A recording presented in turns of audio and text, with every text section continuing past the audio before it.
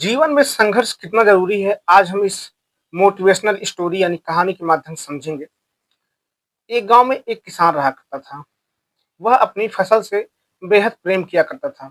उसकी फसल में अगर कोई गाय चली जाए या कोई जानवर चला जाए, वो बेहद गुस्सा किया करता था।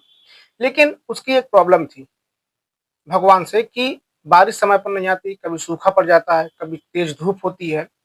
वो इस समस्या को लेकर एक बार भगवान के पास जाता है और कहता है कि भगवान, आप जो है इस सृष्टि के, इस संसार के रचयिता हैं, लेकिन आपने सब कुछ जो ठीक किया है, लेकिन मौसम जो है आप अनुकूल नहीं रखते हैं, मतलब फसल के हिसाब से मौसम आप नहीं रखते हैं।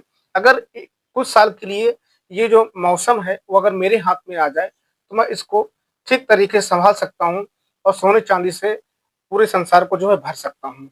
भगवान बड़ा प्रसन्न होते हैं, खुश होते हैं और कहते हैं कि ठीक है, जाओ, 1 साल के लिए ये मौसम मैं तुमको दे रहा हूँ।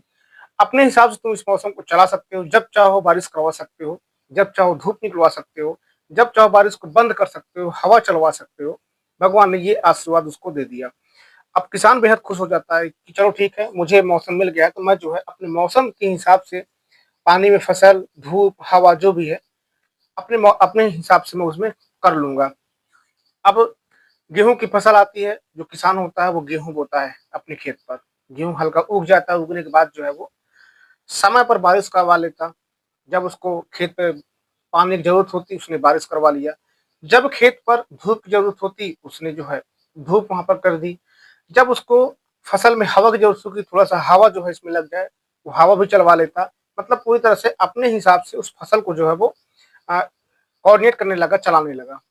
अब जब फसल काटने की बारी आई तो जाकर देखता है कि जो फसल थी उसमें बालियाँ तो अच्छी हैं, काफ़ी अच्छी फसल थी, लेकिन उसके अंदर दाने नहीं पड़े थे।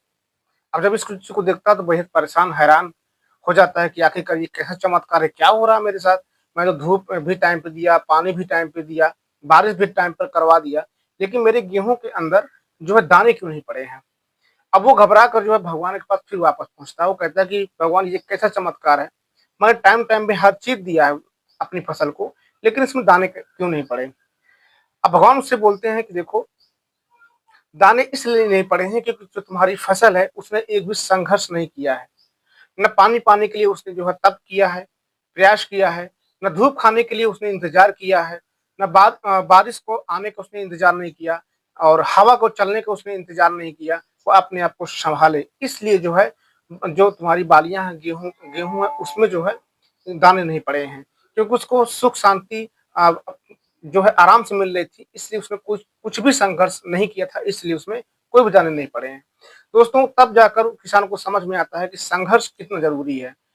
इस कहानी को सुनाने का उद्देश्य सिर्फ इतना था कि अगर सोना को तपाया जाएगा तभी जाकर वो सोना बनता है और अच्छा जो है अच्छी क्वालिटी का सोना बन पाता है।